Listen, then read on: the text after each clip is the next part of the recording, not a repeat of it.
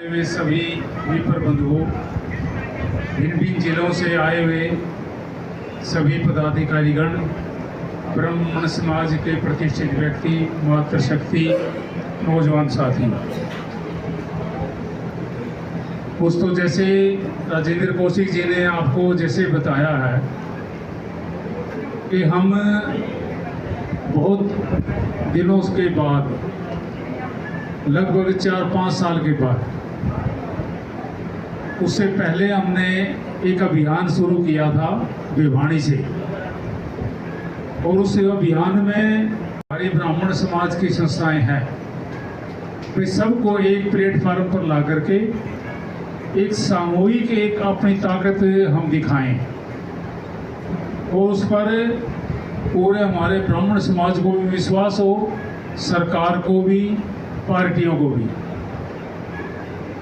ब्राह्मण महासभा हरियाणा एक गैर राजनीतिक संगठन है और हमारे लिए सभी पार्टियां सम्मानित हैं। हमारे लिए सभी नेता, पार्टियों के नेता अपने समाज के, अन्य समाज के सभी आदरणीय हैं, सम्मान करते हैं उनको। हमने ये महसूस किया कि काफ़ी वर्षों से हमारी सरकार में कोई सुनवाई नहीं हो रही। इससे पहले भी हमने 60-70 साल तक कांग्रेस का साथ दिया। 2014 में हमने भारतीय जनता पार्टी का मैक्सिमम 90% को, 95% को, इस भारतीय जनता पार्टी को सिंचित किया, इसको बनाया। मैं तो ये कहूँ कि भाई ब्राह्मण समाज की नींव है इस भारतीय जनता पार्टी की, और उसका मेन कारण ये रहा है कि 2014 से पहले आपको पता कि भारतीय जनता पार्टी के 2 और 4 मेंबर से ज़्यादा कभी नहीं बने, लेकिन 2014 में जब पंडित रामविलास शर्मा को अध्यक्ष बनाया, ब्राह्मण समाज ने और पार्टी ने उसमें आस्था व्यक्त की, और हमने कांग्रेस से पासा पलट करके 90-95% वोट दे करके भारतीय जनता पार्टी की सरकार हरियाणा में बनाई। इसमें कोई दो राय नहीं है। इससे हमें बहुत अपेक्षा थी कि भाई हमारे समाज का कोई न कोई भला करेंगे, लेकिन जो हम अपेक्षा कर रहे थे सरकार से, वो उसमें खरा नहीं उतरा। मैं ये खुले मन से कह रहा हूँ। मानेगी ना कोई मुख्यमंत्री मानेगा, ना कोई पार्टियां मानेगी। तो सभी ने ये भी महसूस किया। हमने कहा भाई लगना है तो दिल से लगो, सारे खड़े हो, मैं भी खड़ा हूँ, नहीं तो अपना अपने घर बैठो भाई साहब, अपने सभी प्रधान हैं, अपना अपने अपने तरीके से करो जो कुछ।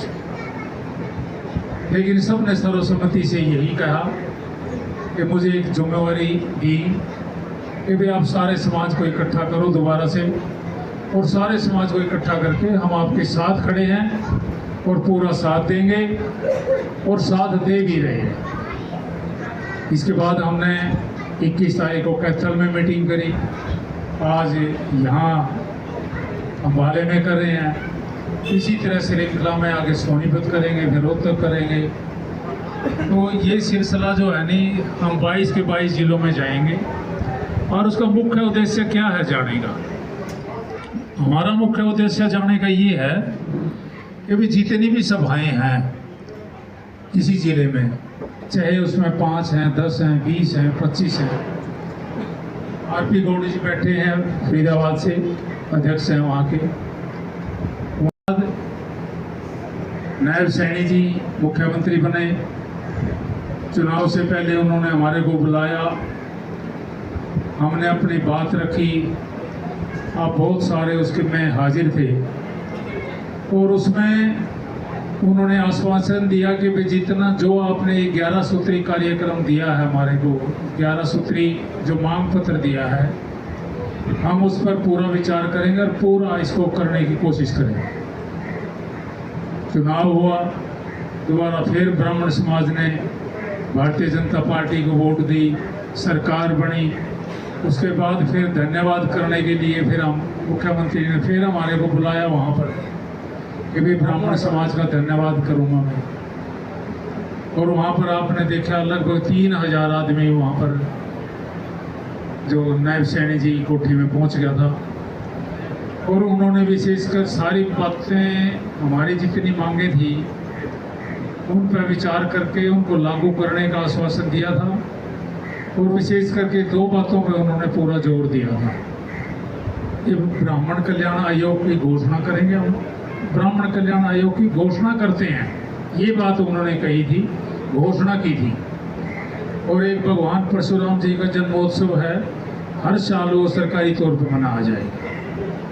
लेकिन बड़े अफसोस की बात है कि आज तक दोनों में से कोई बात नहीं अभी तक पूरी की गई। इसके बारे में सिलसिला में हम मुख्यमंत्री जी से मिले, खुले मन से हम आपको बता रहे हैं, कभी मना तो किया नहीं, लेकिन आश्वासन देते रहे कि भाई अब बंगाल का चुनाव था, अब ये चुनाव था, अब ये चुनाव था, हम लगे हुए हैं, हम कोशिश कर रहे हैं जल्दी इसकी घोषणा, जल्दी घोषणा तो कर दी थी भाई जल्दी इसको लागू करेंगे।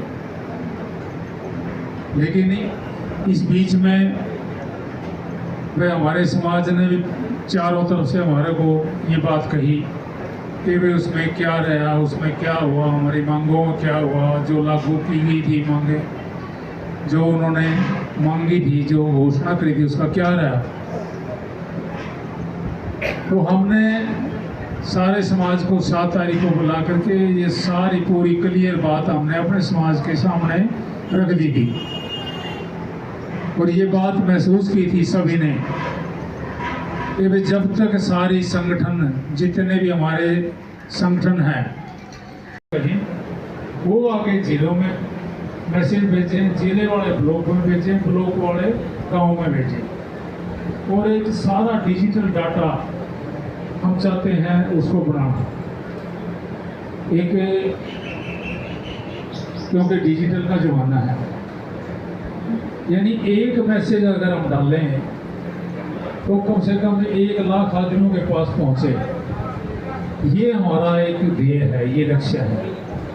आप समझते हैं कि भाई इसमें एक आदमी तो नहीं कर सकता कुछ भी, आप लोगों के सहयोग की ज़रूरत है। इसीलिए हम जिले में जा करके 31 आदमियों की कमेटी बना रहे हैं, और भाई वो 31 आदमी फिर आगे जा करके अपने ब्लॉक में, और ये उनको आदरणीय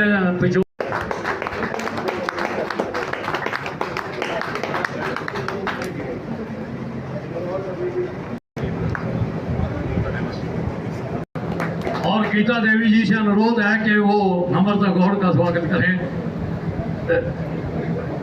का मतलब है जी,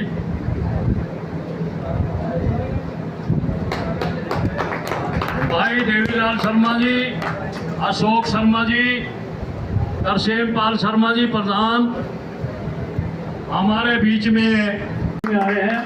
उनका भी आदरणीय पचौड़िया जी पटका पहनाकर स्वागत करें। आप साथ रहो, देवीलाल जी, प्रशांत जी आप तो यहाँ साथ आओ ना।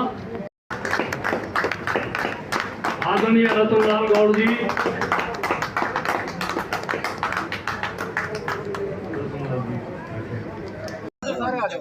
का बॉर्डर खत्म हो गया मेरी। तो चलिए आज पहुंचे हैं गांव खतौली के अंदर। अलग जग चुकी है ब्राह्मण समाज द्वारा।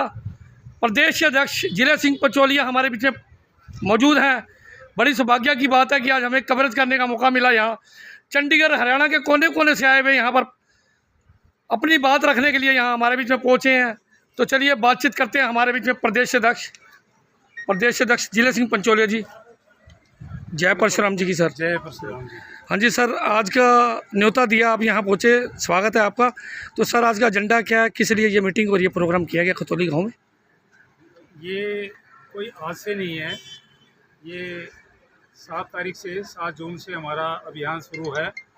7 जून को हमने करनाल के अंदर एक सभी ज़िलों से 5-5 आदमियों की एक मीटिंग बुलाई गई थी, और उसमें लगभग 20 ज़िले हाजिर थे। और उसमें बैठ कर के सभी ने सर्वसम्मति से कुछ निर्णय लिए हैं। उस निर्णयों में ये था कि भाई हम हर एक ज़िले में जा कर के अपने इस संगठन को मजबूत करने के लिए सभी ज़िलों में जा कर के मीटिंग करेंगे, और एक विज़न जो हमारा है उस विज़न को लेके हम चल रहे हैं। सबसे पहले हमारा विज़न ये है कि भाई ये जितनी भी हमारी धर्मशालाएं हैं सभी के अंदर कोचिंग सेंटर खोलना और एकेडमी खोलना। ये हमारा एक पंचकूला के अंदर और या गुड़गांव दिल्ली के आसपास दो एकेडमी हमने खोलनी है। और हमने सबसे पहले अपने संगठन को मजबूत करने के लिए 151 आदमियों का हमने एक शिष्टमंडल बनाया है जो कि स्टेट लेवल पे काम करेगा, जिसमें हर जिले से 5-5 व्यक्तियों की भागीदारी होगी। इसके अलावा मंडल स्तर पर हमने पूरे हरियाणा में 4 मंडल, इसमें अम्बाला, हिसार, रोहतक और गुड़गांव, इसमें 51 आदमियों का हमने एक शिष्टमंडल बनाया है। और इसके अलावा हर ज़िले में 31 आदमियों को लेकर के एक संगठन, एक शिष्टमंडल बनाया है, जिसमें जितनी भी हमारी सभाएं हैं, छोटी बड़ी सभाएं, सभी को साथ मिला